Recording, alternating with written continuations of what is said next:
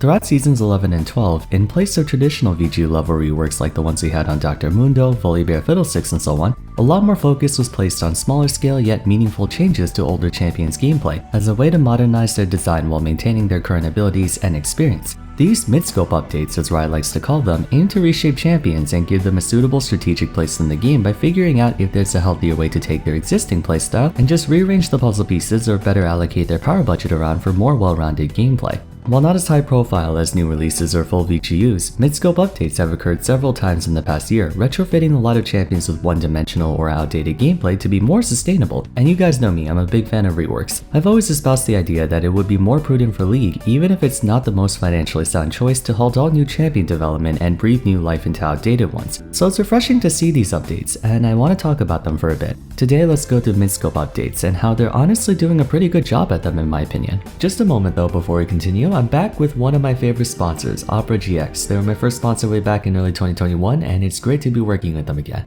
Opera GX is a web browser tailor-made exclusively for gamers by letting you adjust how much CPU, RAM, and bandwidth it's allowed to take up at a time. Everyone knows Google Chrome sucks the life out of your computer for some reason, but Opera GX gives you total agency in this department. To make it easy for you, they have a feature called GX profiles, which are basically presets that let you switch modes. For example, they have a streaming mode you can activate to mask all your private stuff while live. If your computer's a potato, they have a profile for low specs, or an incognito profile that clears your browsing data when exiting. Alongside that, they have other features like browser customization and animated wallpapers available from a selection of built-in color schemes, or you can import your desktop background into your browser. Another one is the quick import tool, letting you sync up bookmarks, settings, browsing history, passwords, and whatnot across all devices, including their mobile app Opera GX Mobile. Oh, and speaking of sync, if you're at all concerned about losing your extensions by switching off Chrome, not a problem. Opera GX lets you download extensions from the Chrome Web Store as well. I've been using the browser ever since they sponsored me and I don't regret it. If you're interested in trying it out for yourself, use my link on screen, which is also in the description.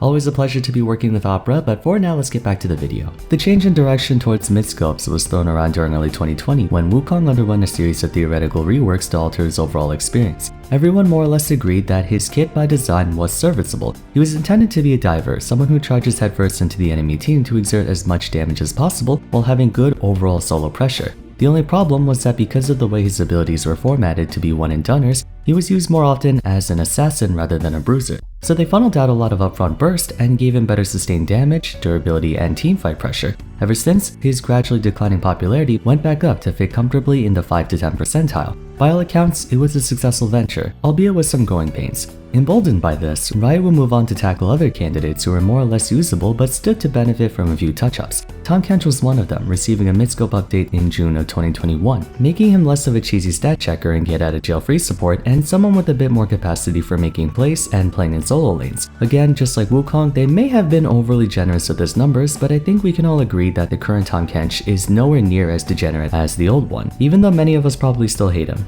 Continuing off of that, Sona was up next, epitomizing her as the late game scaling hyper-consistent enchanter support through a new passive. Not too sure how Sona mains feel about this one though, so if you play Sona, let me know in the comments if this was a good one or not. Personally, I'm indifferent to it. It wasn't until Season 12 when the champion design team would be more ambitious with mid-scopes. As of September 4th, 2022, there have been 6 champions updated. Janna, Ahri, Swain, Talia, Olaf, and Sivir, while Syndra and Neeko are expected later this year, for a total of 8. The motivation behind the mid-scope differs from champion to champion, but generally speaking, there's a nagging problem with their experience that makes them feel either inconsistent, underwhelming, or too niche to see lasting success or employment. To elaborate more on what I mean, let's go through a few of them, starting with Ahri. Ahri is one of the most well-known champions in League. She is a staple mid laner valued for her all-purpose yet straightforward, safe, and reliable kit. I wouldn't say she particularly excels at anything, but she's not really supposed to. What draws players to her is her stability. Good neutral game, decent wave clear, consistent damage, and utility spells that can be used to extend her advantage or escape from disadvantage. The main issue was that she was very top-heavy, despite her abilities not being the most suitable for assassination.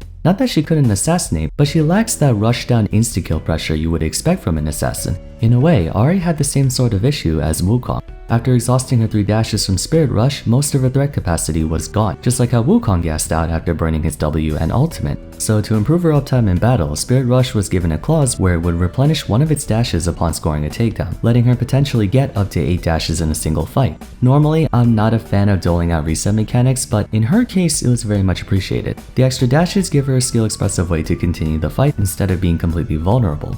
Another example would be Olaf. The fantasy Olaf was supposed to portray was that of a berserker who can't stop fighting, someone who just wants to beat the shit out of everyone until he's the last man standing or die trying. This kind of fell short for the old design in a multitude of ways. Olaf is a fighter, and fighters are in their element when fighting up close and personal. It's one of the reasons they're strong versus tanks. They have enough sustained damage to break through their defenses, and tanks are usually too slow to kite them out. You would think Olaf is also amazing against tanks given his true damage from reckless swing and immunity to crowd control. Ironically, however, the best way to counter Olaf is with a tank. The true damage alone is usually not enough to kill tanks in a reasonable time frame. Someone like Renekton or Darius can do a better job. Back then, Olaf's ultimate lasted 6 seconds. Once that was gone, he would be one of the weakest juggernauts in the game. So if you picked Olaf, your best shot at carrying was to pop your ultimate, run straight towards the enemy backline, and pray that you can kill them before your ultimate wears off and you get kited into oblivion. So they gave him a good once-over, making him less of a bursty diver and more in tune with his Berserker playstyle. His undertow now shreds armor on hit, allowing him far better tank busting capabilities, and his ultimate lost half of the initial uptime in exchange for potentially lasting indefinitely so long as he's attacking something. Thanks to this, Olaf is now one of the best counters to tanks, and he performs well in front-to-back teamfights against melee-heavy teams. Although he still retains the ability to rush towards the backline, it's a lot harder to do than before. Sivir was another champion with a good premise that was poorly executed. She was one of the premier teamfight marksmen in the game, using her excellent area coverage through Boomerang Blade and Ricochet to dominate head-on 5v5s. I forget exactly when this happened, but when Ricochet was changed to a 3-hit passive instead of a toggle ability in the same fashion as Cho'Gath's E, her damage uptime was severely decreased. She had to wait for her W cooldown to pass before she became a threat again. Her lower attack range and poor DPS discouraged players from going standard crit on her, as she was effectively a worse version of other teamfighting ADCs like Twitch, Kog'Maw, and Jinx, while having lower damage output than single-target ADCs like Vayne, Kai'Sa, or Draven. This led to the rise of Lethality Sivir, banking on the insane AD scaling on Boomerang Blade and Q spam for the entire game.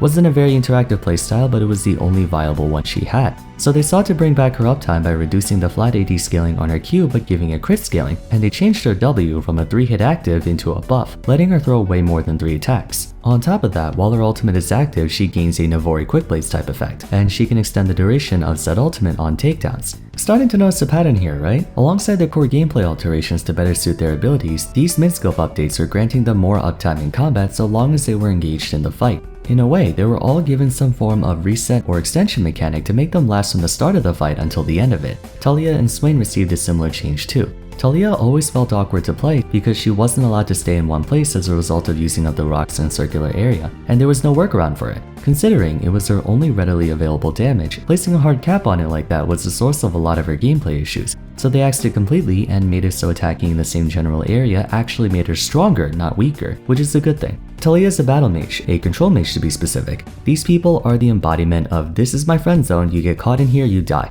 Swain's ultimate got the Olaf treatment, where so long as he's within range of an enemy champion, he can maintain demonic ascension for an indefinite period of time.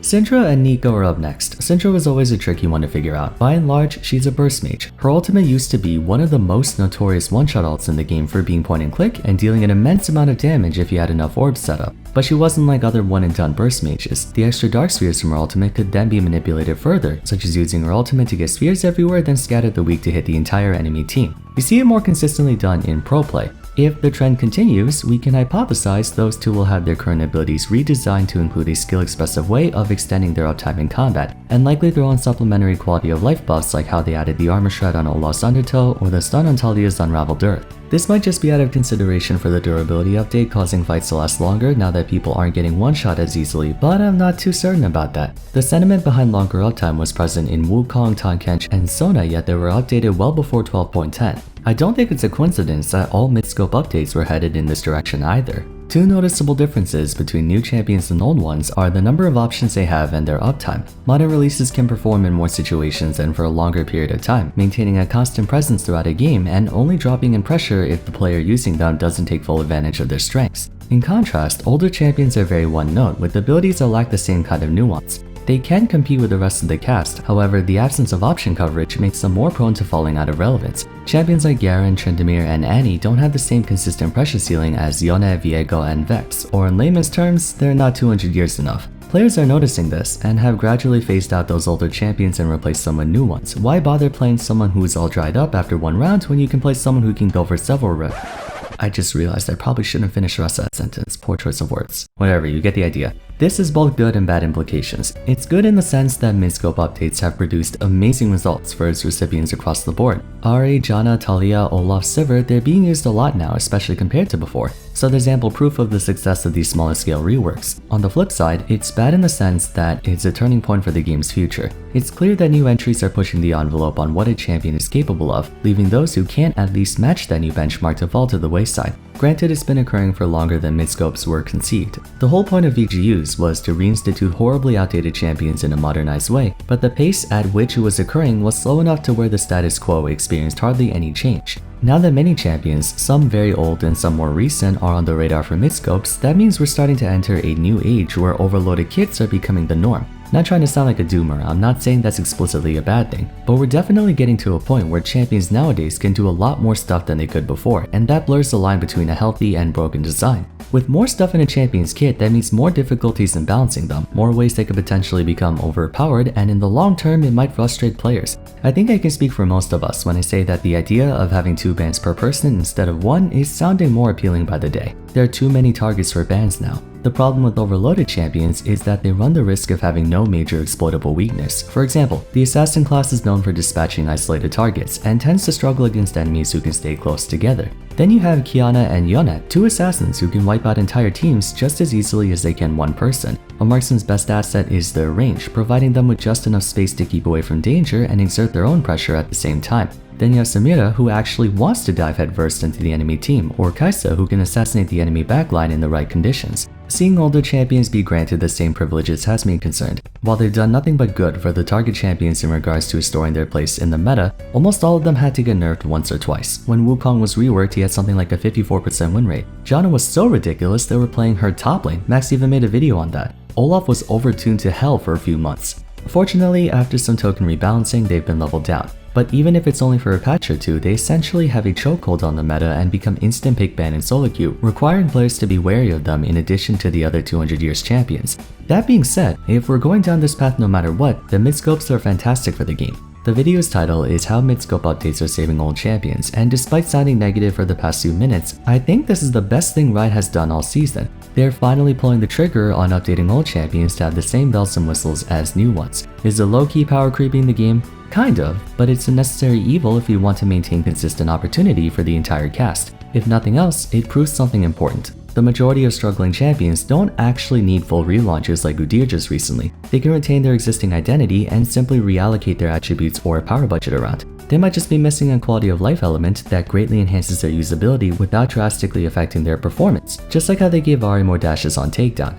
New champions will more likely than not continue having amazing option coverage and uptime, so in the spirit of fairness, old champions should be allowed that concession as well. I really want to see mid-scopes or champions like Renekton, Vars, Misfortune, Nasus, Elise, Vi, maybe Jarvan. There are so many worthy candidates, and so far in my opinion, we haven't run into one that failed yet. Every recipient of a mid-scope has come out better from it, so I encourage Riot to keep going with them. I'm actually really excited to see what they have planned for Syndra and Nico. Those two had it rough for a while. I should probably clarify that I'm not saying mid-scope updates made Olaf, Sivir, Ahri, etc. as overloaded as Bel'Veth, Akshan, or Viego, but they now possess a comparable amount of uptime to compete with them. Anything that bridges the gap between the new and the old is a positive thing in my book. Actually, these mid-scope updates remind me of what they did with Aatrox prior to his full VGU, where they retained all of his abilities but changed how they work to be more practical. That might explain why I feel so good about them. With that said, which champions do you believe are in desperate need for a mid-scope update the most? Share your top 3. On that note, I might make a follow-up episode on my champions that need reworks video and go through like 10 that I think deserve it. So if you're interested in seeing that, let me know in the comments down below as well. For now, if you enjoyed the video, I'd appreciate it if you could leave a like and subscribe. Consider following me on Twitter at Vars, joining my Discord server, and checking out my other discussion videos if you haven't yet. But till next time, thanks so much for watching, and I look forward to seeing you again soon. Take care.